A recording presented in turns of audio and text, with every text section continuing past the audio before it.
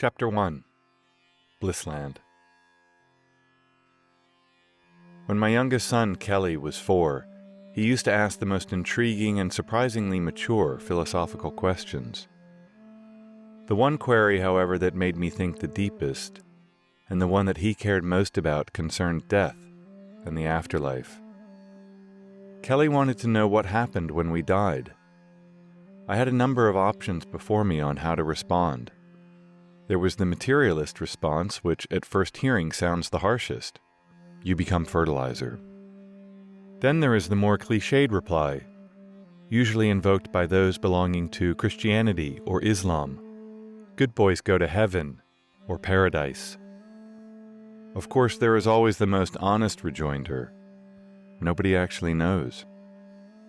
However, I didn't choose any of those answers. Instead, I said, we all go to Bliss Land. Kelly looked at me a bit incredulous, most likely because he didn't actually know what the term bliss actually meant. I then went on to explain my position. The happiest moments of our lives, I suggested, were when we lose our sense of self, our sense of isolation, our contractedness. I used surfing as my guiding metaphor to provide a more concrete illustration to my young son, who was also a budding waterman. Whenever I catch a good wave surfing or body surfing, I lose myself in the moment. I become keenly aware of the drop, the bottom turn, the throwing lip, and the projective line down at the shoulder. Without thinking, I become the process itself, and time slows down. And if I'm lucky, I get to tuck into a tube and see a cascading curtain of water envelop around me. It may last but 2 or 3 seconds, but because my awareness is right there and locked into the subtlest of blue and green textures and the rushing sound of vacuuming water, it has a timelessness to it. Kelly looks up at me, realizing that I got lost in my storytelling as I relived the many waves I have caught in my life. But he persists. I don't get it, Papa. I then tried a different route. Kelly, when were you happiest? It took him a few moments of reflection, and he exclaimed, when we went to Hawaii this summer. What was it about that trip that you remember? Kelly recalled, that's easy. It was when I saw the blue water for the first time and smelled the ocean. It was exhilarating. I was overwhelmed by the beauty of it.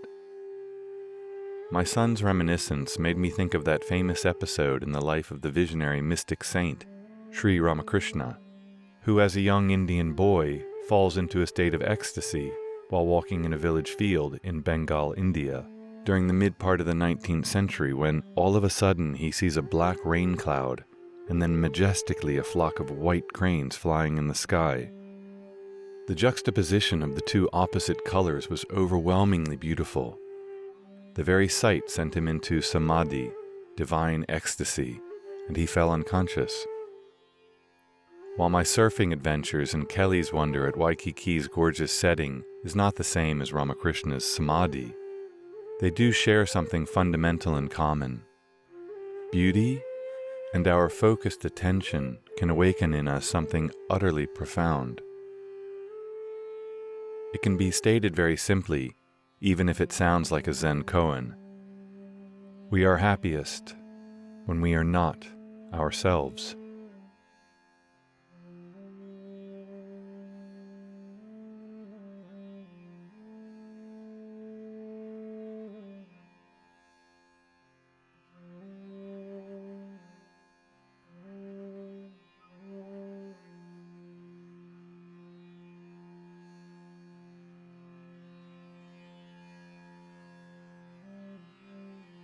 That is, we feel the bliss of our existence when we are not trapped in our own narcissism. Sam Harris, the well-known neuroscientist who has written what I consider the most reasonable book ever published on meditation, Waking Up, makes a very cogent argument that what we believe to be our self is, on closer inspection, nothing but an evolutionary trick, an illusion without substance, In an interview with Gary Gutting, Harris explains his position by using a very clever visual illusion.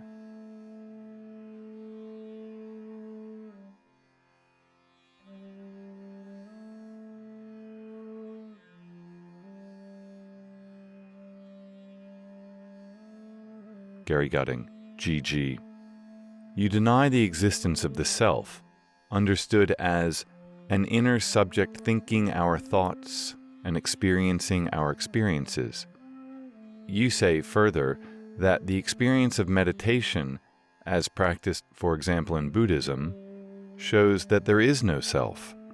But you also admit that we all feel like an internal self at almost every waking moment. Why should a relatively rare and deliberately cultivated experience of no self trump this almost constant feeling of a self? Sam Harris, S.H. Because what does not survive scrutiny cannot be real. Perhaps you can see the same effect in this perceptual illusion. It certainly looks like there is a white square in the center of this figure, but when we study the image, it becomes clear that there are only 4 partial circles. The square has been imposed by our visual system, whose edge detectors have been fooled. Can we know that the black shapes are more real than the white one? Yes, because the square doesn't survive our efforts to locate it. Its edges literally disappear. A little investigation and we see that its form has been merely implied. What could we say to a skeptic who insisted that the white square is just as real as the 3/4 circles, and that its disappearance is nothing more than, as you say, a relatively rare and deliberately cultivated experience? All we could do is urge him to look more closely. The same is true about the conventional sense of self. The feeling of being a subject inside your head, a locus of consciousness behind your eyes, a thinker in addition to the flow of thoughts. This form of subjectivity does not survive scrutiny. If you really look for what you are calling I, this feeling will disappear. In fact, it is easier to experience consciousness without the feeling of self than it is to banish the white square in the above image. Whenever we look within to the source of our own consciousness, we don't find it with a beginning or with an end. It just is. To rest in that very space, what the Buddhists have termed sunyata, or emptiness, is to be free from the conceptual and limiting frameworks that arrest our awareness. This option is always with us and is never absent, even if it may be more difficult to access due to mitigating circumstances. The term cosmic consciousness is fraught with difficulties, particularly since there isn't a universal definition of what it actually means. However, for purposes of this edited book, I mean a transcendent experience whereby one is lifted out and beyond their normal waking state awareness, where one feels unbounded, liberated, and one with that which is trans-self, transpersonal. Richard Maurice Buck, 1837 to 1902, a noted psychiatrist from Canada, is responsible for popularizing the term cosmic consciousness when he wrote about the subject in a book of the same title that was published in 1901, just 1 year before his death. However, he apparently learned of the 2-word phrase from Edward Carpenter, 1844 to 1929, a radical thinker for his time who advocated vegetarianism, socialism, and Indian philosophy. Both used the term to denote a universalism, a leap beyond the merely personal, where one touched upon a realm above the merely finite.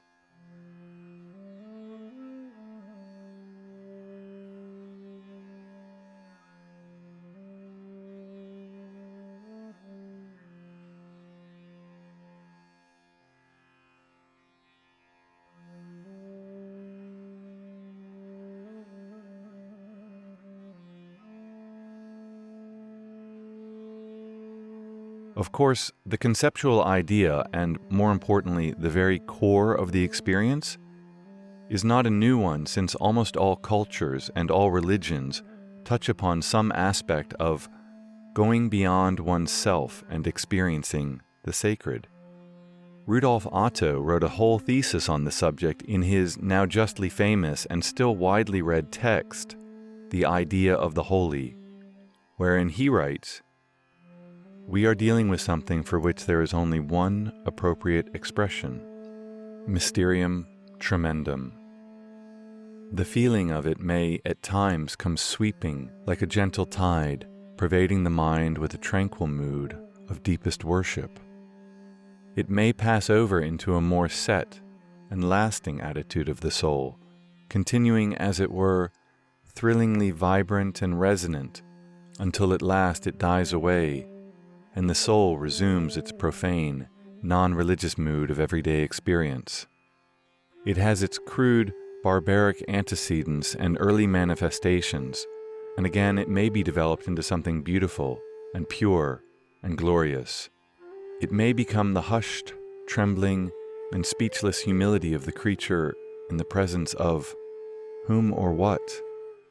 In the presence of that which is a mystery inexpressible and above all creatures." I suspect we all have had mystical glimpses which we cannot codify into words.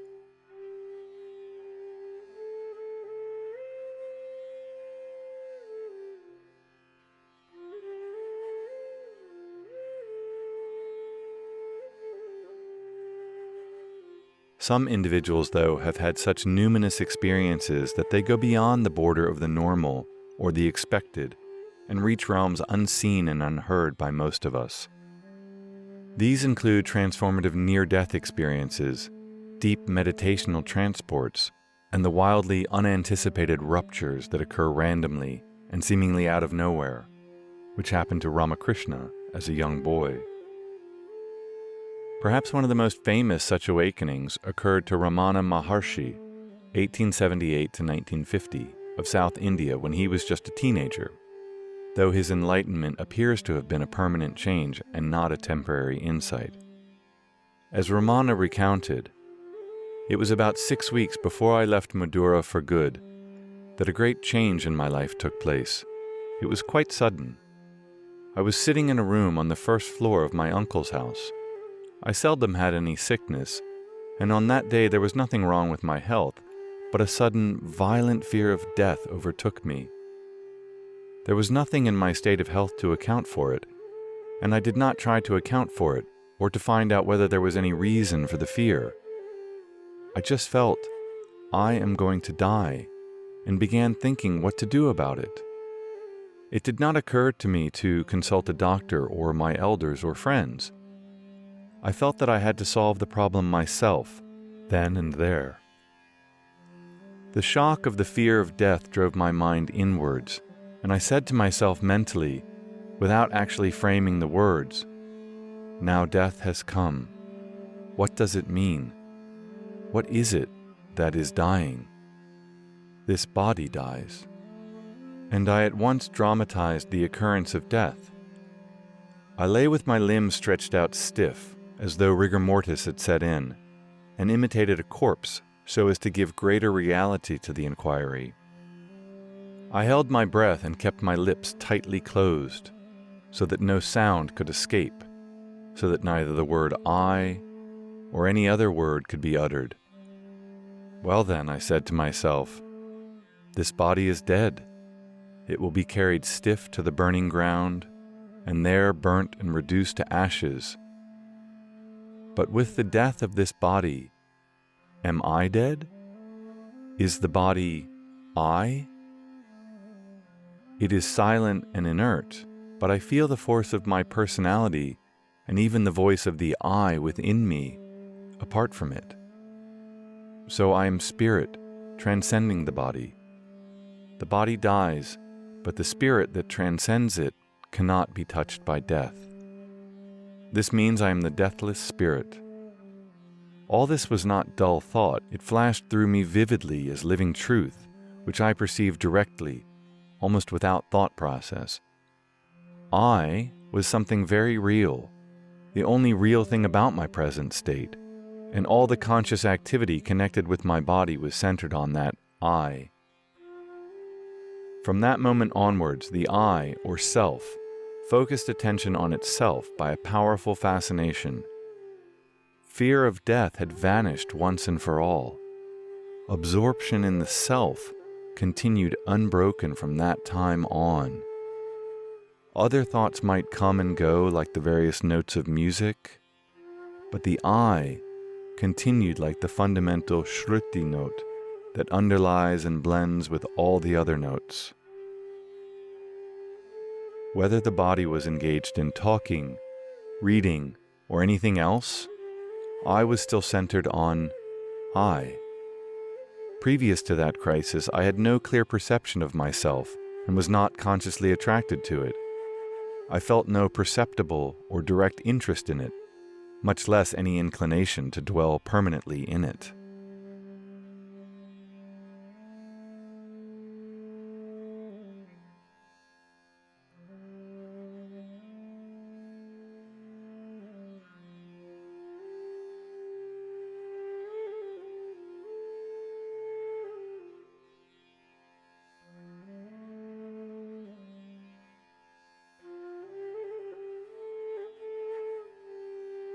It is here that we need to pause and be careful of how we classify such a diverse set of transpersonal experiences, since each are unique in their own way.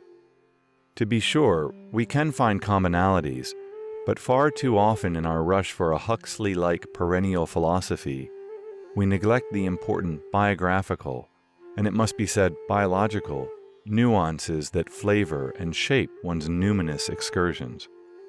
While many of us have had nature-related bliss moments, from surfing to mountain climbing to secluded walks in the forest, where we had ecstatic occasions, it may be too long a stretch to argue that these are on par with what mystics of time immemorial have described.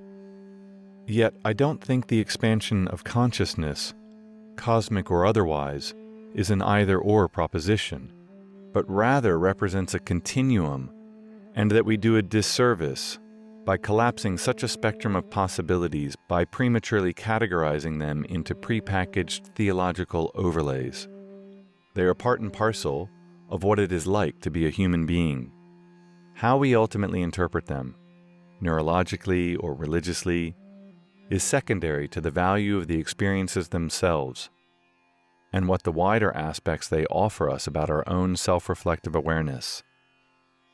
I must confess, however, that I do find that meditative practices, especially as developed in India, which has a long tradition of allowing a fuller exploration of subjective states of being, to be of elemental importance in eliciting glimpses of higher, more far-reaching forms of consciousness. But meditation as a method is predicated upon how we focus our attention. Change our focus, and we change the worlds we inhabit, at least in terms of how we subjectively experience them. The following volume is an idiosyncratic collection of personal reports which give but a peek into what has been poetically termed cosmic consciousness. Keep in mind, however, that not all noetic glimpses are the same, since each represents different facets of what is mystically possible for us to achieve. Each in their own way provide a couloir into Bliss Land, a region that all humans desire, and which, given the right circumstances and conditions, is available to every human being. It is not that the transcendent arrives after death, as in a heaven or a nirvana or paradise, but rather that it is always a current opening wherever we find ourselves. A drop in an ocean doesn't have to go anywhere to find the sea from which it arises. No, it simply looks within and surrenders to that ever-expansive mystery. It is also not an achievement of something, or gaining, or an adding on to reality. To the contrary, it is our own nature that is forever there, and as such, is forever inescapable. Ramana clearly understood this secret of the bubble and the ocean when he wrote, "There is no greater mystery than this, that we keep seeking reality, though in fact, we are reality." We think that there is something hiding reality and that this must be destroyed before reality is gained. How ridiculous. A day will dawn when you will laugh at all your past efforts. That which will be the day you laugh is also here and now.